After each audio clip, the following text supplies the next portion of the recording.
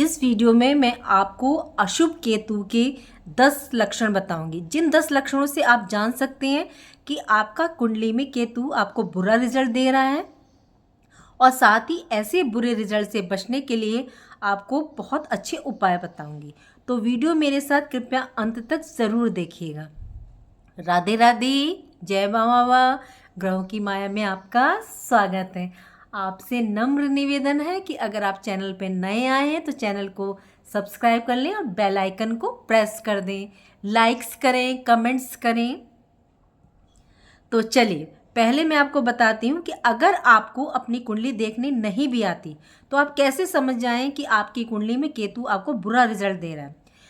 फिर मैं बताऊंगी कि अगर आपको अपनी जन्म कुंडली देखनी आती भी है तो आप कैसे देखें कि आपको आज केतु आपको बुरे रिजल्ट दे रहा है या अच्छे रिजल्ट दे रहा है। जैसे अगर आप अपनी कुंडली देखना नहीं भी जानते तब भी आप इन लक्षणों को देखकर ये समझ जाएंगे कि आपका केतु ग्रह आपको बुरे रिजल्ट दे रहा है। तो वे कौन से 10 लक्षण हैं जिनके आधार पर हम ये जान सकते हैं कि हमारा केतु बुरा हो रहा है। लक्षण नंबर 1, अगर बेटे होने में तकलीफ होती है तो देखिए, केतु हमारे पूर्व जन्मों के कर्मों का फल देता है। इसलिए कहा जाता है कि केतु भाग्य का ग्रह भी कहा गया है। और बेटा कौन होता है? शास्त्र कहते हैं कि हमने पिछले जन्म में जिससे सबसे ज़्यादा उधार लिया या जिससे सबसे ज़्यादा फेवर लिया, उस कारण उसको ऋण हमने चुकाया नहीं, तो वह इस जन्म में हमारा बच्चा बनता है। हमें अपने बच्चों की कितनी सेवा करनी पड़ती है। केतु ये बताएगा कि अगर बेटा होने में तकलीफ हो रही है तो समझ जाइए आपका केतु आपके पिछले जन्मों के बुरे रिजल्ट आपको दे रहा है। चलिए, लक्षण नंबर 2, अगर आपके ननिहाल पक्ष की हालत बुरी है तो केतु ज्योतिष में मामा और नाना का ग्रह कहा गया है। यदि हमारे नाना मामा ननिहाल पक्ष की हालत अच्छी नहीं है तो हमें समझ जाना चाहिए कि हमारा केतु बुरा रिजल्ट दे रहा है। अब बात करें लक्षण नंबर 3 की। केतु रिलेट करता है हमारी स्किन प्रॉब्लम, लेग्स, हमारे पैरों की, और ऐसी बीमारियां जो मिस्टीरियस एलिमेंट हो उन सब बीमारियों का कारण होता है। वे ऐसी हर बीमारी जो डॉक्टर की पकड़ से बाहर हो। केतु को वहम का ग्रह भी कहा गया है। कई बार ऐसी कोई बीमारी होती ही नहीं है, लोगों को लगता है कि बीमारी है। वहम की बीमारी का कारक केतु है, लेकिन केतु ऐसी भी बीमारी का कारक है जो शरीर में होती है लेकिन किसी जांच में पता नहीं चलती। हम डॉक्टर बदलते जाते हैं और हमें समझ में कुछ नहीं आता। जो बीमारी शरीर में लंबे समय तक छुपी रहती है ऐसी भी बीमारी का प्रतीक है और अचानक से प्रकट हो जाती है। अगर आपके पैरों के नाखून खराब होने लगे हैं, स्किन में प्रॉब्लम आने लगी है, पैरों में तकलीफ होने लगे, किडनी की, यूरिनरी सिस्टम की प्रॉब्लम आने लगे, माइग्रेन की समस्या होने लगे, तो आप समझ जाइए कि आपका केतु आपको खराब रिजल्ट दे रहा है। लक्षण नंबर 4, जीवन में अचानक बहुत बड़ा बदलाव हो जाए, ओवरनाइट, जैसे अचानक नौकरी का छूट जाना, अचानक किसी बड़ी दुर्घटना का होना, जिसे हम स्वस्थ होने में बहुत ज़्यादा समय लें। आप समझ जाइए कि आपका केतु खराब है और उसने इस इवेंट को एक्टिवेट किया है, ये परिस्थितियां बनाई हैं। लक्षण नंबर 5, ऐसी स्थिति में ज़रूर आपकी केतु की महादशा या अंतर्दशा चल रही होगी, या गोचर में केतु आपकी कुंडली में किसी भाव को टच कर रहा होगा, तो समझ जाइए केतु आपको बुरे रिजल्ट दे रहा है। केतु हर तरह का नशा है, जुआ और इन सब की लत लग जाए और कभी ठीक ना हो तो आप समझ जाइए कि केतु खराब रिजल्ट दे रहा है। लक्षण नंबर 6, बहुत समय तक नौकरी का छूटा रहना, नौकरी नहीं मिलना, लॉन्ग टर्म अनएम्प्लॉयमेंट, ये भी केतु की निशानी है। नौकरी भी हमें भाग्य से मिलती है, तो ये भाग्य के देवता हैं। अगर हमें अपनी दिनचर्या के लिए धन नहीं मिले, नौकरी नहीं मिले, तो समझ जाना चाहिए केतु हमारी कुंडली में बुरा है। लक्षण नंबर 7, आपको वर्क प्लेस पर आपके कोई छुपे हुए ये शत्रु हैं से आपको बैक कटिंग से नुकसान हो रहा है, तो आप समझ जाएं कि आपका केतु बुरा है। लक्षण नंबर 8, शास्त्रों में केतु को स्नैक बाइट और डॉग बाइट का कारक माना गया है, यानी कि सर्पदंश और कुत्ता काटने से। आजकल के समय में तो ये घटनाएं कमी होती हैं, शहरों में तो ये होती नहीं, कम रहती हैं। तो आजकल के समय में हम इसको किन इवेंट से रिलेट कर सकते हैं? दवाई का रिएक्शन कर जाना, कई बार डॉक्टरों की कोई गलती नहीं होती, बाय मिस्टेक भी हमें ऐसी गलत दवाई दे देते हैं, इन सब का कारण केतु है। 9वां लक्षण, इनोसेंट व्यक्ति का फंस जाना, बिना किसी गलती के फंस जाना, जेल चले जाना, ये सब केतु के लक्षण है। अब वो इंसान क्या कहता है, वो व्यक्ति कहता है मेरी तो कोई गलती भी नहीं थी, मैंने कुछ नहीं किया, पता नहीं मुझे किस कर्म की सजा मिल रही है। तो केतु पिछले जन्म की गठरी भी साथ लेकर चलते हैं।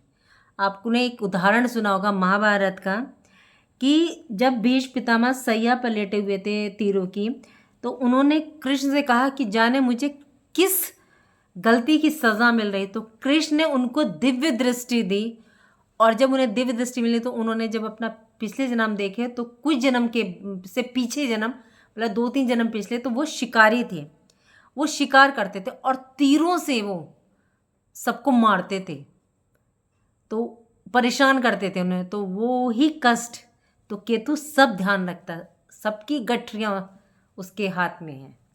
10वां लक्षण में 48 ईयर्स में कोई घटना घटित हो जाए तो ये केतु को रिप्रेजेंट करती, क्योंकि केतु के एक्टिव होने की जो एज होती है वो 48 ही होती है। तो अब आप समझ जाएं कि ये केतु का फिक्स्ड रूल है।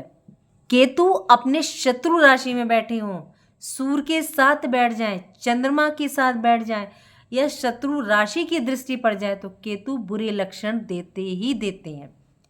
ये लक्षण देखकर आप समझ जाएंगे, जो लक्षण मैंने अभी बताए, कि आपके केतु खराब हैं या कैसे हैं। चलिए थोड़ा सा जानते हैं कि केतु क्या है। जब मैं आपको उपाय बताऊंगी तो आप समझ जाएंगे कि इसके पीछे क्या लॉजिक है।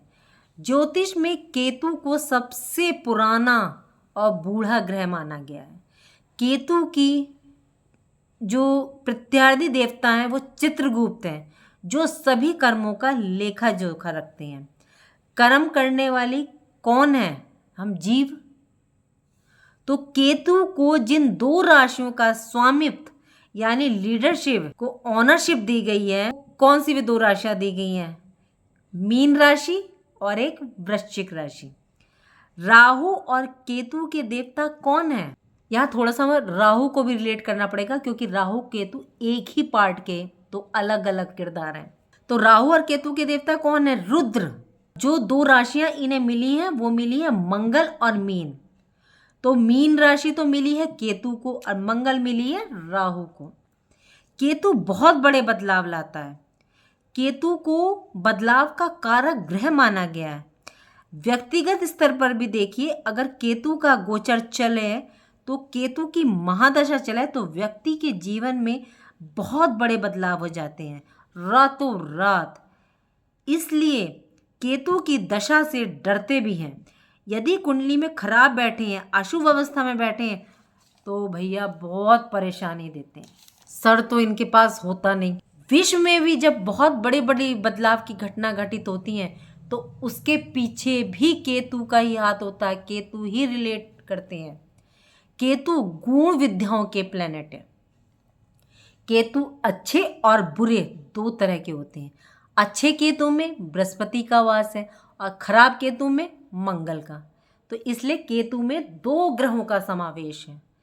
लाल किताब केतु के बारे में कहती है कि केतु मंगल व शनि है, यानी मंगल जैसे क्रूर और अचानक कर देने वाले प्लेनेट है, वैसे ही बुद्धि केतु की है। और शनि यानी वो हमारे भाग्य को लाकर पटक देते हैं, चाहे वो हमें अच्छा लगे या बुरा। जब केतु नेगेटिव होता है तो नेगेटिव मंगल और नेगेटिव शनि के फल देता है। वैसे भी देखिए राहु केतु जो है ये सांप को रिप्रेजेंट करते हैं। सांप क्या करता है, हमें अचानक से काटता है, इसलिए राहु केतु से जुड़ी घटनाएं अचानक होती हैं, यही हमारे पुनर्जन्म के कारण बनते हैं। क्योंकि राहु वह ग्रह है जो दिखाता है कि पिछले जन्म में हमने किन चीज़ों को इग्नोर किया, इस जन्म में हमारी सबसे ज़्यादा उसी की प्यास होती है। और केतु वह दिखाता है कि जो हमने पिछले जन्म में हमने किन चीज़ों को सबसे ज़्यादा भोग किया, इसलिए इस जन्म में हम उससे उब चुके होते हैं। केतु जिस कुंडली के जिस घर में बैठा होता है उस घर से जुड़ी हमारी इच्छा नहीं होती, इसलिए केतु को डिटैचमेंट का प्लैनेट कहा गया है। तो देखा जाए राहु और केतु ही माया और मोक्ष है और माया और मोह भी है। राहु रूपी माया को त्याग कर ही हम केतु रूपी मोक्ष तक पहुंच सकते हैं। केतु साधना का ग्रह है। तो आप देखिए जैसे हम राहु और केतु क्या माने गए, छाया ग्रह। अगर हम किसी पेड़ के नीचे बैठ जाएं तो उस पेड़ के नीचे जब तक हम बैठे रहेंगे तब तक ही हमें छाया मिलेगी, और जैसे ही हम उस वृक्ष के नीचे से हट जाएंगे तो हमारे ऊपर सूर्य का प्रकाश होएगा। बिल्कुल डिक्टो सेम ऐसे ही राहु केतु के साथ है। ज्ञान रूपी सूर्य का प्रकाश जब आपके ऊपर आ जाएगा तो राहु केतु रूपी माया आपके जीवन से चली जाएगी। तो इसमें एक तो ज़रूरी है कि आप अपने आप को सात्विक रखें, सात्विक जीवन अपनाएं। चलिए अब आपको बताते हैं प्लैनेटरी उपाय आपको क्या करने हैं। सबसे पहले आपको गणपति जी की आराधना उपासना करनी है। अब आप पूछेंगे लॉजिकली कि गणेश जी की क्यों? क्योंकि गणेश जी का शीश भगवान शंकर ने काट दिया था और केतु का सिर किसने काटा था? विष्णु जी ने अपने सुदर्शन से। तो केतु को थोड़ी सी हमदर्दी है गणपति जी से कि ये मेरे से ही रिलेट करते हैं, इसलिए केतु गणेश जी की बात मानते हैं। क्या करना चाहिए आपको? दूर्वा घास आपको लाल मौली से बांधकर 5, 7, 11, 21 आप गणपति जी के समक्ष रखें।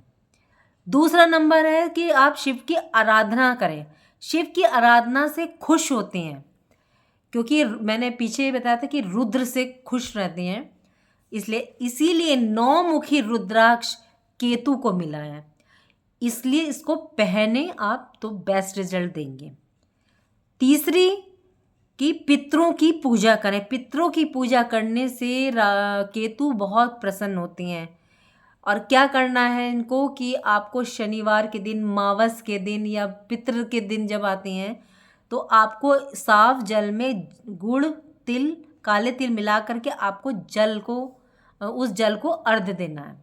चौथा, कुल देवी देवता की पूजा करें। कहते हैं सारे देवी देवता एक तरफ और अपने देवी देवता की पूजा एक तरफ रहती है। अगर आपको अपने कुल देवी देवता नहीं पता तो अपने बड़े बुजुर्ग लोगों से पूछ लीजिए। ज्योतिष के ज्ञान के साथ साथ धर्मशास्त्र की जानकारी होना बहुत ज़रूरी है। जब केतु खराब फल देने पर आते हैं तो कोई नहीं आपको बचा सकता। इनके सिर नहीं होता।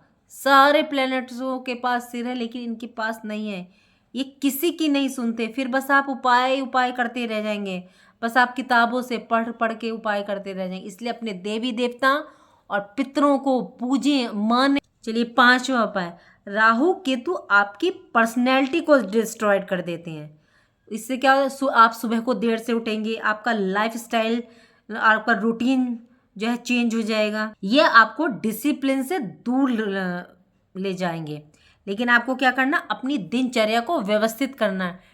टाइम से उठें, सब काम अपना टाइम से करना, तो ये अपने आप ये व्यवस्थित हो जाएंगे। छठा उपाय है, केतु हर प्रकार अनाथ दुखिया लोगों को रिप्रेजेंट करता है। जो परेशान हो चुके हैं, अनाथ आश्रम, विधवा आश्रम, कुष्ठ रोगी, दिव्यांग की सेवा करिए जितनी कर सकते हैं। ये मत देखिए कि केतु की दशा आएगी, महादशा आएगी, करिए।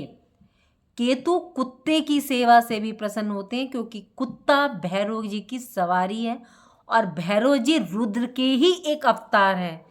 घर में नहीं पालना है, बाहर वालों की सेवा करनी है। चलिए अब मैं आपको केतु का एक बीज मंत्र दे रही हूँ, इसका जरूर जाप कीजिएगा। ओम श्राम श्रीम श्राम सह केतवे नमः। आपके घर में केतु का स्थान कहाँ होता है? चलिए वास्तुशास्त्र के हिसाब से आपके पूजा घर में और आपकी सीढ़ियों के नीचे केतु का स्थान है, तो सीढ़ी के नीचे कबाड़ ना इकट्ठा होने दें और अपने मंदिर को, सीढ़ियों को साफ सुथरा रखें। बताती हूँ अच्छे केतु और अच्छे राहु का समय क्या होता है। गोधली बेला तो राहु का समय होता है, शुभ समय होता है। केतु का समय होता है ब्रह्म मुहूर्त। तो अगर आपको केतु राहु के उपाय से बेस्ट रिजल्ट पाना है तो इनकी शुभ समय पर पूजा करिए।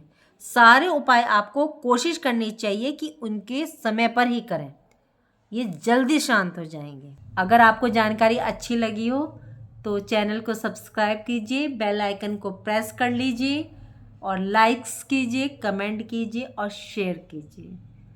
राधे राधे, जय माँ बाबा।